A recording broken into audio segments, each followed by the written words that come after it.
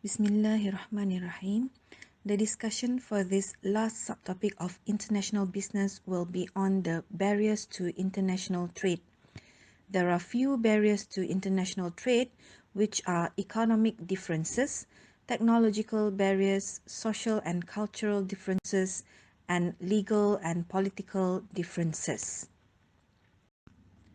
Economic differences has been discussed in earlier chapter, that is on the types of market economy.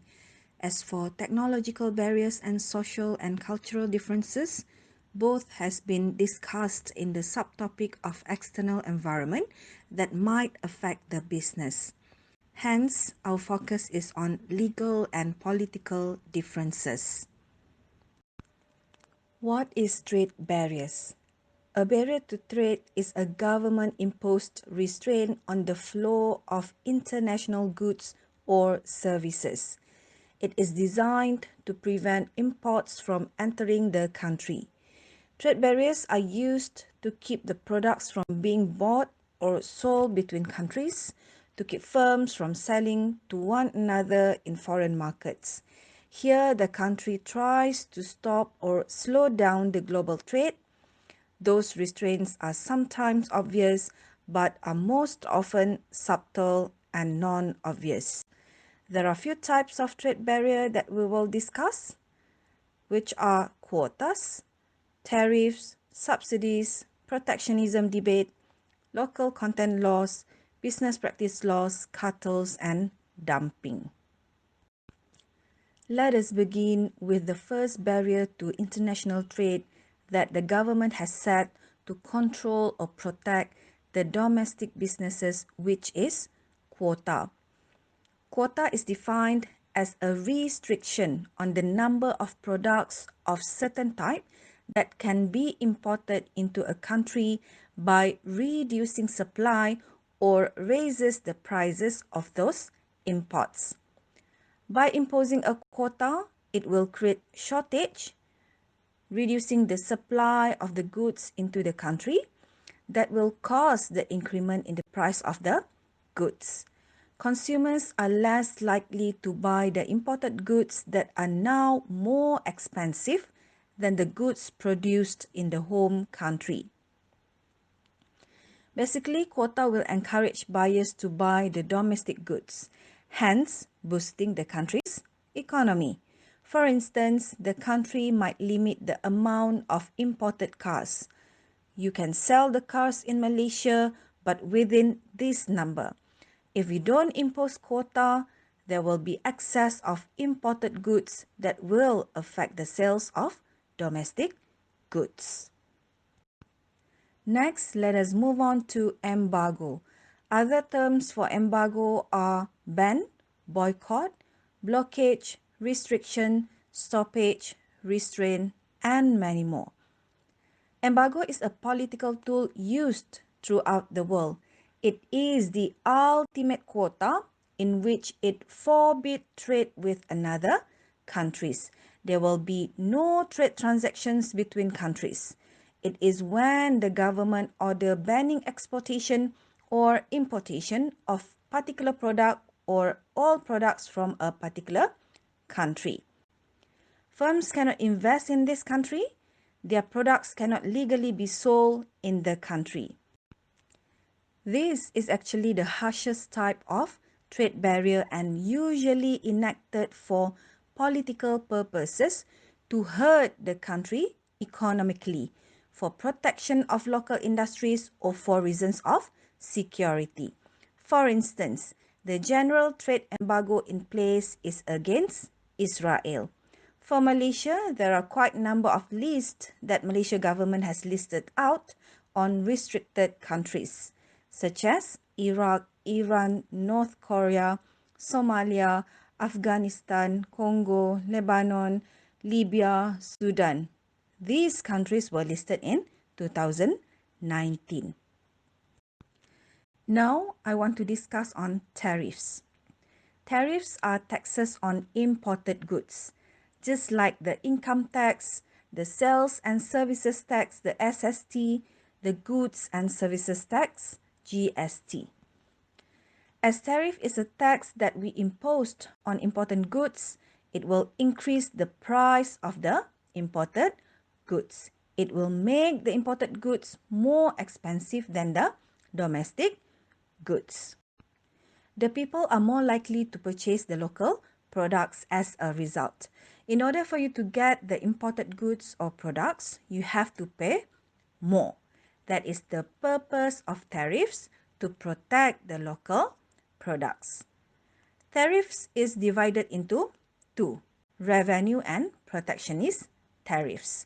First, let us take a look at revenue tariff. As the name implies, revenue tariff is to generate tax revenue. It is used to raise money for the government. Example is sales tax. Usually this type of tax is low and can be placed on either import or export goods. On the other hand, the purpose of protective tariff is to persuade people to buy domestic goods. This will reduce the amount of imports entering the country. Moreover, subsidy is one of the trade barrier. I guess everyone knows what is subsidy all about. We get the subsidy from the government. It is the government payment to help a domestic business compete with foreign firm. The amount of money granted by the government to help the industry or to help the businesses to keep the price of a commodity or the service low. You will get the price of the products or services lower than the production price. Let me give you an examples of subsidies.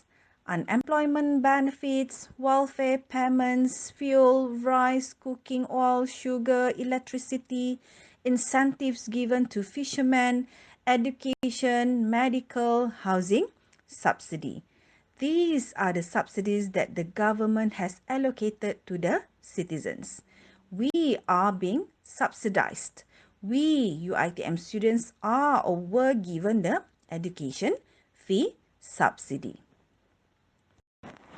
In addition, there is a protectionism debate. Protectionism is defined as the practice of protecting domestic business against foreign competition.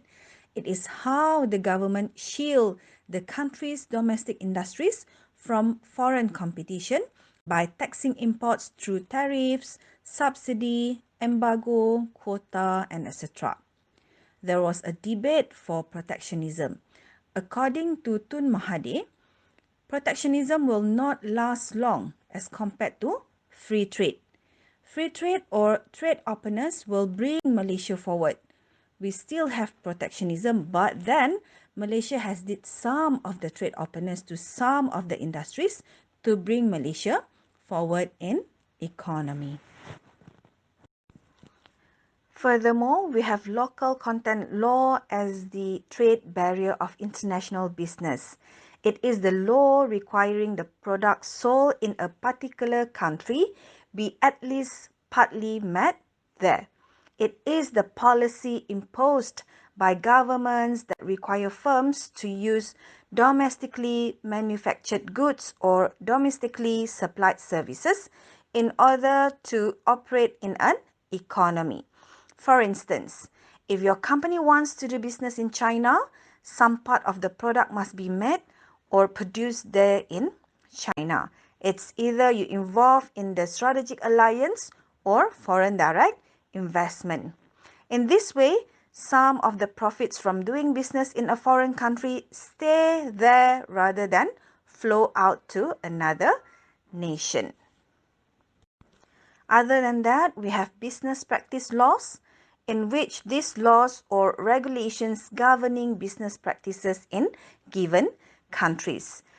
It is law that governs what happens with commercial matters, regulate corporate contracts, hiring practices, and the manufacture and sales of consumer goods. The examples of the business practice laws are commercial law, corporate and security law, intellectual property law, international business law, labor and employment law, tax law, and general business litigation.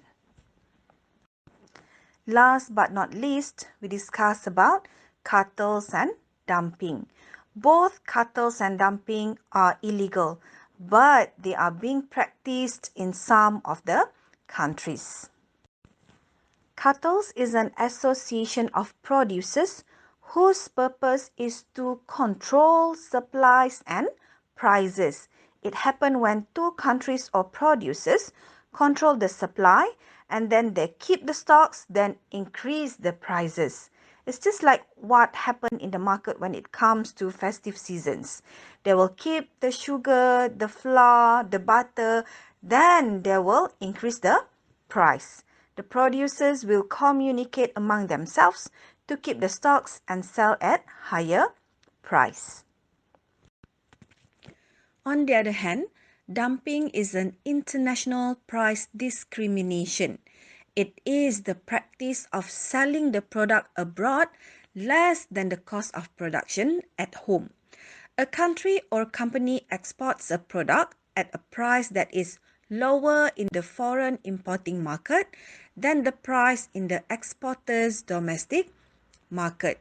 For instance, the cost of the product is 40 ringgit, but the producer sell it at 10 ringgit. It is much less than the cost of production. Dumping can lead to lower prices for consumers.